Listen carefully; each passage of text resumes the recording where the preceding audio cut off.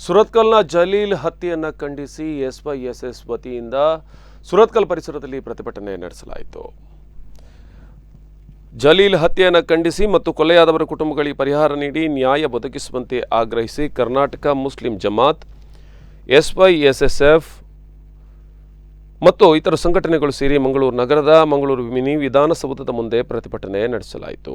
ಕೊಲೆಯಾದ ಫಾಜಿಲ್, ಜಲೀಲ್ ಮನೆಗಳಿಗೆ ಮುಖ್ಯಮಂತ್ರಿ ಭೇಟಿ ನೀಡಿ ಕುಟುಂಬಸ್ಥರಿಗೆ ಸಾಂತ್ವನ ಹೇಳಬೇಕು.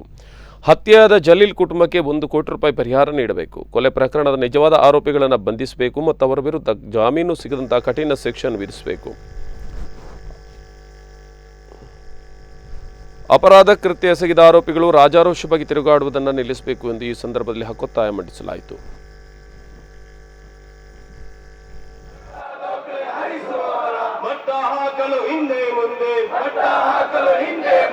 ನೋಡುವ ಅಧಿಕಾರಿ ವರ್ಗಕ್ಕೆ ಕೋಟಿ ಕೋಟಿ ಧಿಕ್ಕಾರ, ನೋಡುವ ಅಧಿಕಾರಿ ವರ್ಗಕ್ಕೆ ಕೋಟಿ ಕೋಟಿ ಧಿಕ್ಕಾರ. ಒಂದು ಕಣ್ಣಿಗೆ ಬೆಣ್ಣೆ ಹಾಕಿ, ಒಂದು ಕಣ್ಣಿಗೆ ಬೆಣ್ಣೆ ಹಾಕಿ, ಮತ್ತೊಂದಕ್ಕೆ ಸುಣ್ಣ ಹಾಕುವ, ಮತ್ತೊಂದಕ್ಕೆ ಸುಣ್ಣ ಹಾಕುವ ನಿಮ್ಮಣ್ಣೆಂದು ನಾಡಿನ ಜನತೆ, ನಿಮ್ಮಣ್ಣೆಂದು ನಾಡಿನ ಜನತೆ ಕ್ಷಮಿಸಲ್ಲ, ಕ್ಷಮಿಸಲ್ಲ, ಕ್ಷಮಿಸಲ್ಲ, ಕ್ಷಮಿಸಲ್ಲ.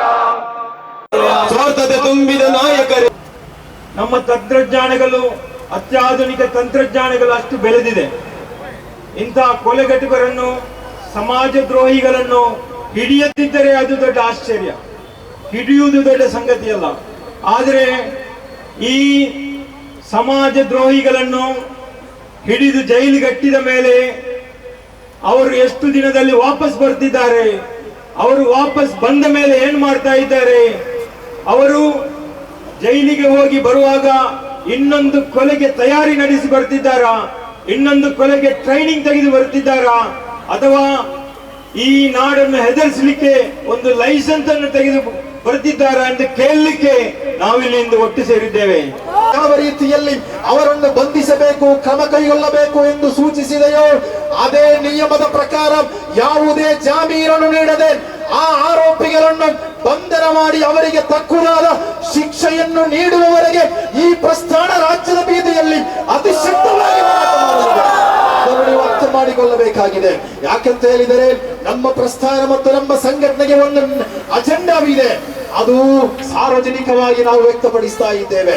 ನಾಳೆ ಈ ರಾಜ್ಯದಲ್ಲಿ ಯಾವುದೇ ಒಂದು ಆರೋಪಿ ಸ್ವತಂತ್ರವಾಗಿ ಅವರಿಗೆ ಬೇಕಾದಂತಹ ಆತಿಥ್ಯವನ್ನು ನೀಡಿ, ಅವರಿಗೆ ಬೇಕಾದ ಸಂರಕ್ಷಣೆಯನ್ನು ನೀಡಿ, ಅವರನ್ನು ಸಂರಕ್ಷಣೆ ಮಾಡುವಂತಹ ಯಾರಾದರೂ ಕೆಲವು ವರ್ಷಗಳಿಂದ ಈ ಕರಾವಳಿಯು ಕೋಮು ದಳ್ಳೂರಿ ಇಲ್ಲದೆ, ಕೋಮು ಗಲಭೆಗಳಿಲ್ಲದೆ ಸ್ವಚ್ಛಂದವಾಗಿ ಜೀವನವನ್ನು ಅಳವಡಿಸುತ್ತಿರುವ ಈ ಸಂದರ್ಭಗಳಲ್ಲಿ ಚುನಾವಣೆಗಳು ಹತ್ತಿರ ಬರುತ್ತಿರುವಾಗ ಎಲ್ಲ ಮನುಷ್ಯ ಮನಸ್ಸುಗಳು ಸಂದಿಗ್ಧವಾದ ಸನ್ನಿವೇಶವನ್ನು ಕಾಯುತ್ತಾ ಇರುವಂತಹ ದುಸ್ಥಿತಿ ನಮ್ಮ ಕರಾವಳಿ ಪ್ರದೇಶದಲ್ಲಿ, ಕರ್ನಾಟಕದ ಪ್ರತ್ಯೇಕವಾಗಿ ಈ